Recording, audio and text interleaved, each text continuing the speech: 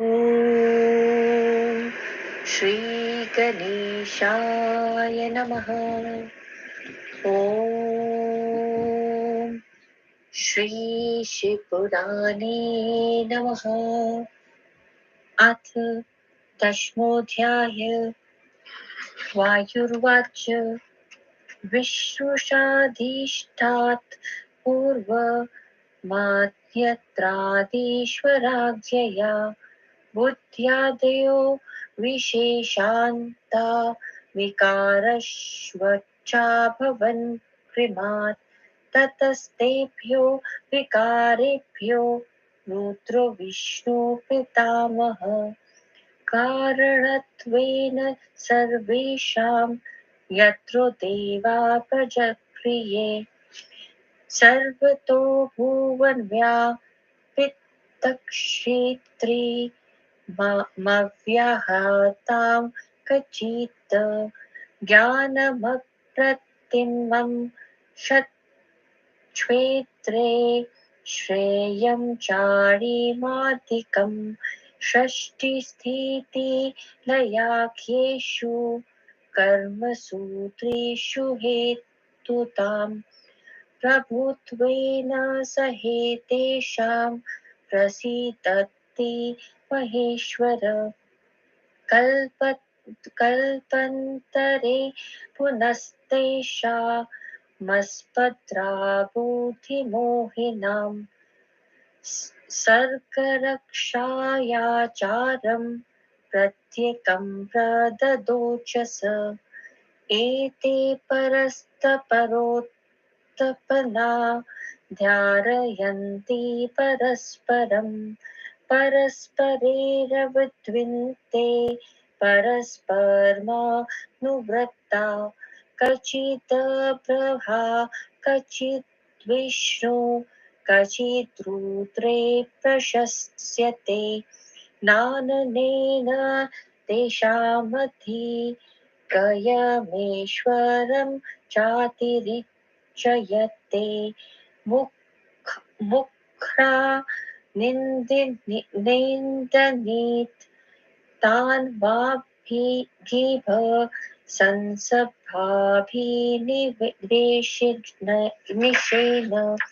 यातु धाना भवन्येव पीशचाक्ष न संशय देवगुणत्रयातीत शत्रुयुर्हो महेश्वर सकलाधार क्षत्रिरूपतिकारणं सोऽयमात्मात्रय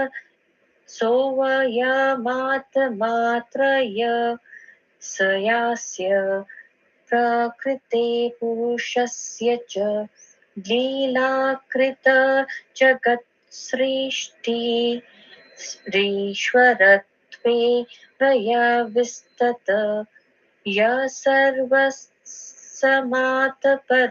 नित्यो निष्कलपरीश्वर स एव च तदाधार सतदात्मा तदधिष्ठत तस्मान्महेश्वरश्वेव प्रकृतिपुरुषस्तथा सदाशिवो भवो विष्णु ब्रह्मा सर्वं शिवात्मकं प्रधानात् प्रथम जज्ञे ऋत्वि ख्यातिमृतमृहान् महतस्त्वस्य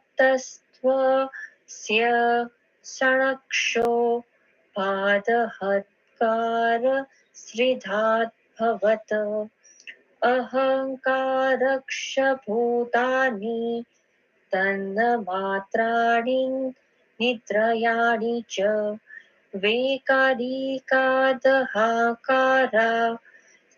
सतत्पुत्रत्रतातु सत्रिवक वेकारिक ससक्रस्तु सुखपत्त सत्प्रवर्तते बुद्धीन्द्रियाणि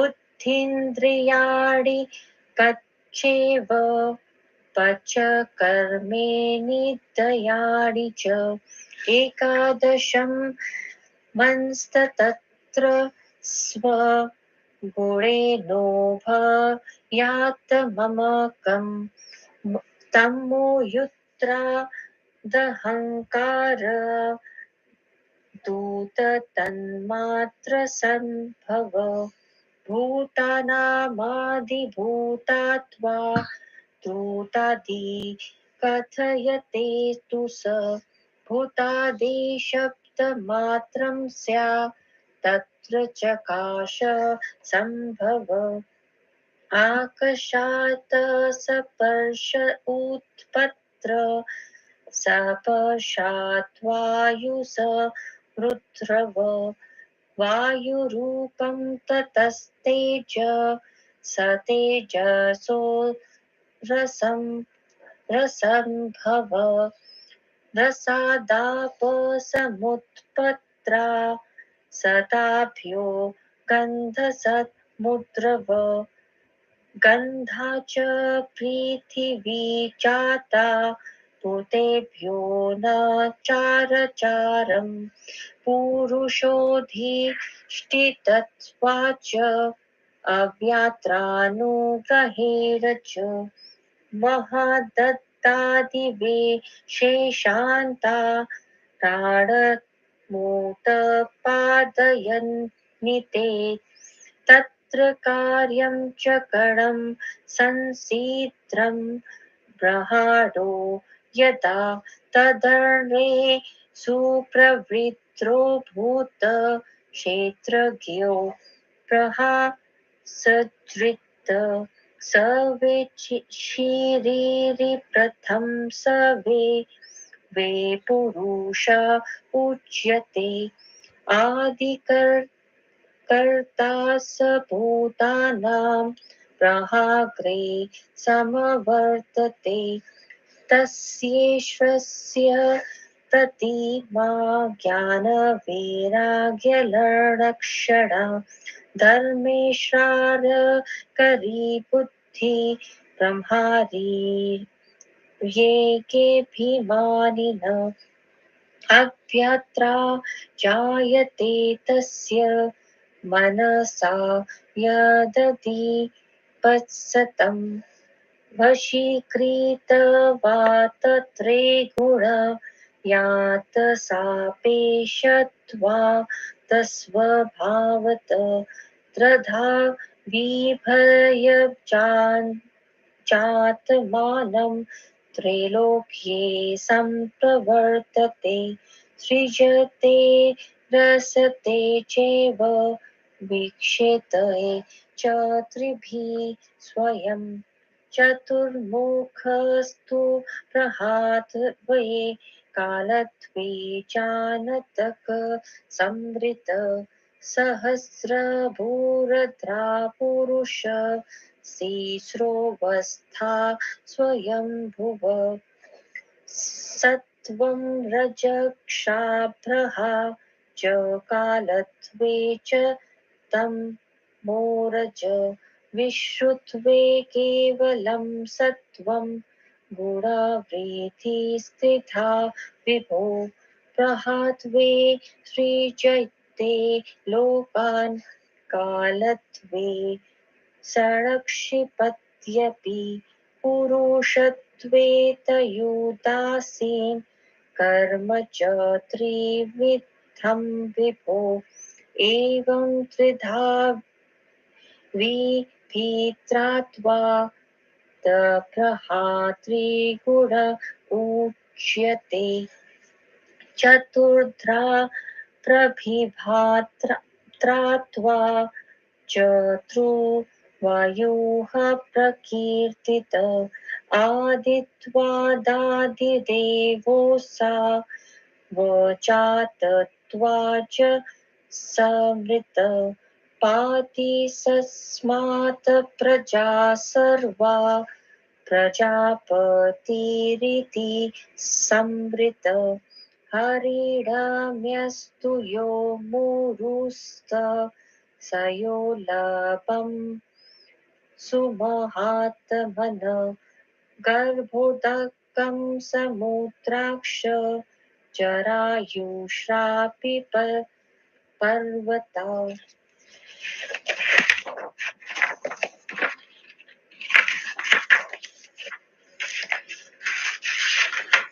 तस्मित्रेणेन तीव्रमे लोका अन्तर्विश्वमिदं जगत् चन्द्रादित्यो स नक्षत्रो सग्रहो स वायुना अधिदृश्यगुणाभिस्तु प्रहातोणां समावृतम् आपोदशगुणेनैव तेजसा बहिरावृता तेजो दशगुणेनैव वायुना बहिरावृतम् आकाशेनावृतो वायु खं च भूतादिनावृतम् भूतादिमृहता तत्त्वव्यत्रेणावृतो महान् एतैरावरणैर्रणं सप्तभिरभिरावृतम् एतदावृत्य चान्यो नयामष्टो प्रकृत्या सृष्टिपालनविध्वंस कर्मलत्रयो द्विजोत्तमा एवं परस्परोत्पत्त्या धरायन्ति परस्परम् आधाराधोधैर्भावेन विकारास्तु विकारिषु कूर्मोऽङ्गानि यथा पूर्वं प्रसार्य विनियच्छति विकारान् तथा व्यन्त्रं सृष्ट्वा भूयो नियच्छति अव्यक्ताप्रभवं मानुलोमयेन जायते प्राप्ते प्रलयकाले तु प्रातिलोम्येनुलीयते गुणाकालवशादेव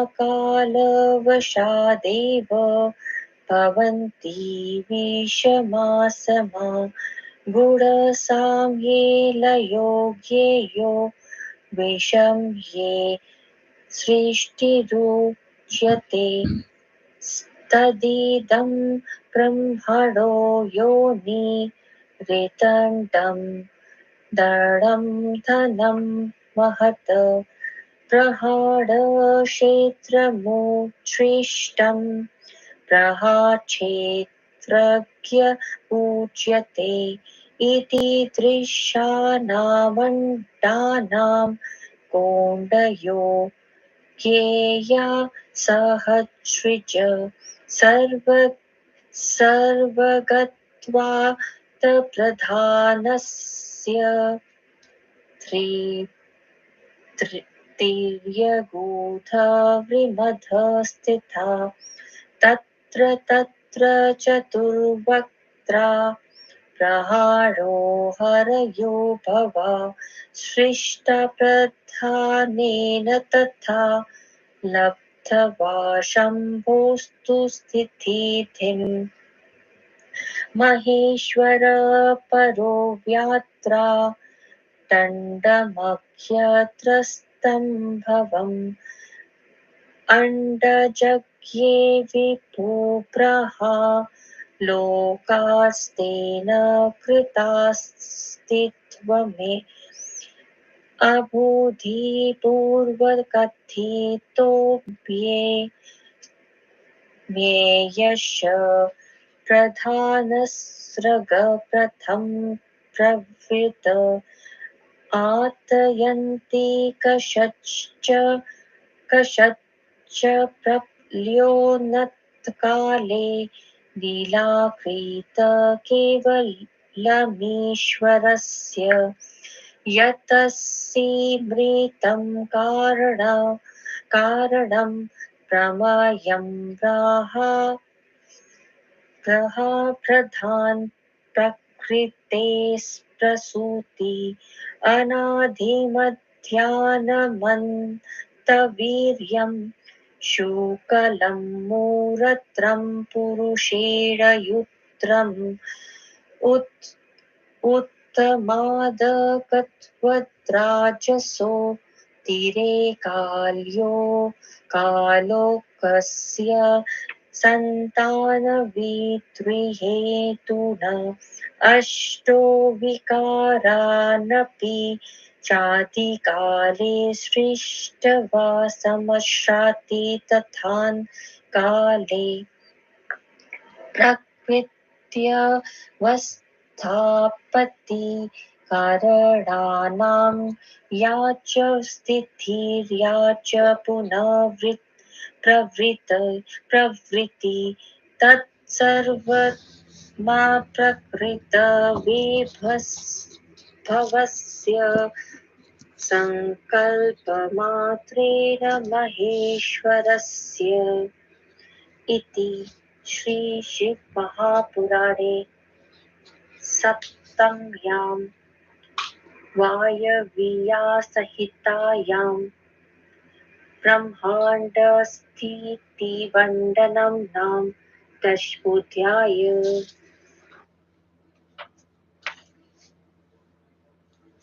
10वां अध्याय हिंदी अनुवाद। वायुदेव ने कहा, पहले ईश्वर की आज्ञा से पुरुष से अधिष्ठित अव्यक्त बुद्धि आदि से लेकर विशेष तक के सभी प्रकार क्रमशः उत्पन्न हुए।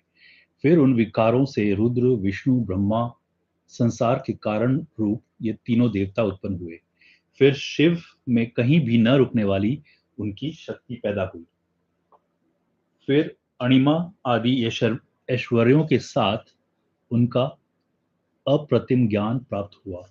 उत्पत्ति, पालन, विनाश क्रम से उन तीनों के ये कार्य कहे गए। इनकी महिमा से महेश्वर प्रसन्न होते हैं। दूसरे कल्प में बिना होड़ के बुद्धि को मोहित करके उन देवों को सृष्टि, पालन, विनाश कार्य क्रम से दिए गए। ये परस्पर उत्पन्न होकर अपनी शक्तियों को धारण करते हैं और एक दूसरे की सहायता से अपनी शक्तियों को बढ़ाते हैं। कहीं ब्रह्मा, कहीं विष्णु और कहीं रुद्र की प्रशंसा होती है। इस प्रशंसा से उन देवों का ऐश्वर्य घटता बढ़ता नहीं है। दुराग्रही मूर्ख उन देवताओं की निंदा करते हैं, अतः वे दूसरे जन्म में राक्षस या पिशाच हो जाते हैं। महेश्वर देव तीनों गुणों से परे चतुर्व्यूह रूप हैं। वे सर्वात्मक तथा सबकी आधार शक्ति के उत्पत्ति कारण हैं। वे इन ब्रह्मा आदि तीनों देवताओं और प्रकृति के आत्मा रूप हैं। अपनी लीला से संसार की सृष्टि कर वे ईश्वर रूप में स्थित हैं, जो सबसे पर नित्य निष्कल परमेश्वर हैं। वे सबके आधार, सर्वात्मा तथा सब में रहने वाले हैं। इसलिए महेश्वर, पुरुष, प्रकृति, सदाशिव, भव, विष्णु, ब्रह्मा ये सब शिव रूप हैं। प्रधान से पहले बुद्धि, ख्याति, मति पैदा हुई और महत्व के विक्षोभ से 3 प्रकार का अहंकार पैदा हुआ। अहंकार से 5 महाभूत तन्मात्राएं उत्पन्न हुई। उनसे इंद्रियां उस विकारी अहंकार से तथा सत्व के उद्रेक से सत्वगुण की उत्पत्ति हुई। वह विकारवान सर्ग भी उसी के साथ हुआ। बुद्धि, 5 ज्ञानेंद्रियां तथा 5 कर्मेंद्रियां, 11वां मन वह अपने गुणों के साथ अध्यात्मक हैं। तमोयुक्त अहंकार से भूतादि तन्मात्राएं होती हैं। वह परमात्मा भूतों का आदि होने से भूतादि कहा जाता है। भूतादि अहंकार से शब्द तन मात्राएं होती हैं और उसी से आकाश की उत्पत्ति होती है। आकाश से स्पर्श, स्पर्श से वायु, वायु से रूप, रूप से तेज और तेज से रस की उत्पत्ति हुई। रस से जल, जल से गंध, गंध से पृथ्वी तथा इन पंच महाभूतों से संपूर्ण चर अचर की उत्पत्ति हुई। पुरुष के अधिष्ठित होने और अव्यक्त के अनुग्रह से महत से लेकर विशेष पर्यंत ये सब ब्रह्मांड की उत्पत्ति करते हैं। जब ब्रह्मा का कार्य और कारण सिद्ध हो गया, तब उस अंड में ब्रह्म संज्ञक क्षेत्रज्ञ बढ़ने लगा। वह प्रथम शरीरधारी पुरुष कहा गया। वे ही प्राणियों के आदिकर्ता ब्रह्मा सबसे पहले पैदा हुए। उस अभिमानी ब्रह्मा की ज्ञान वैराग्य लक्षण युक्त धर्म और ऐश्वर्य को करने वाली ब्रह्मा संबंधी बुद्धि उत्पन्न हुई। जो कुछ उस जो कुछ इसके मन में इच्छा है, वह सब अव्यक्त से उत्पन्न होती है। वह तीनों गुणों को वश में किए है। जो गुण उसकी उपेक्षा करते हैं, वे स्वभाव से ही सापेक्ष हैं। वे अपनी आत्मा को तीन प्रकार से बांटकर संसार में प्रवृत्त होते हैं। वे इन्हीं तीन गुणों से उत्पत्ति, पालन, विनाश करते हैं। सृष्टि में ब्रह्मा, संहार में रुद्र, पालन में सहस्त्र सहस्त्र सिर वाले विष्णु, ये उस स्वयंभू के रूप हैं। सत्व रज से ब्रह्मा, तम रज से रुद्र और केवल सत्व से विष्णु। इस प्रकार विभू में क्रम से तीनों गुणों की वृद्धि होती है। ब्रह्मा रूप धारण कर लोकों की सृष्टि करते हैं, काल रूप से प्राणियों का संहार करते हैं, पुरुष रूप से उदासीन रहते हैं। ये विभू के तीन कार्य हैं। ये ब्रह्मा के तीन स्वरूप हैं। चार भागों में बंट जाने के कारण ये ही चतुर्व्यूह कहे जाते हैं। सबके आदि होने के कारण ये आदिदेव कहे जाते हैं। अजन्मा होने के कारण ये अज कहे जाते हैं। प्रजा की रक्षा करने के कारण ये प्रजापति कहे जाते हैं। सुवर्णमय मेरु पर्वत ही उस महात्मा का गर्भाशय है। समुद्र ही गर्भ का जल है और पर्वत जरायु है। उस अंड में ये सब लोग रहते हैं। इसी के बीच में सूर्य, चंद्र, नक्षत्र, ग्रह, वायु रहते हैं। यह अंड जल से 10 गुना अधिक बाहर फैला है और जल से 10 गुना तेज से व्याप्त है। तेज से 10 गुना बाहर वायु है। आकाश से वायु ढका है और आकाश पंचभूतों से ढका है। पंचभूत महान से और महान प्रकृति से व्याप्त है। इस प्रकार यह ब्रह्मांड प्रकृति के 7 आवरणों से घिरा हुआ है। इसे लेकर ये 8 प्रकृतियां परस्पर स्थित हैं। हे ब्राह्मणों, ये ही प्रकृतियां उत्पत्ति, पालन, संहार करती हैं। एक दूसरे के संबंध से उत्पन्न होकर परस्पर सहयोग के संसार को धारण करती हैं। आधार और आधेय के भाव से विकार विकारियों में कछुए के अंगों की भांति इनमें प्रसार तथा संकोच होता रहता है। यह अव्यक्त पहले विकारों को प्रकट कर फिर उनको बटोरता है। यह संपूर्ण जगत क्रमशः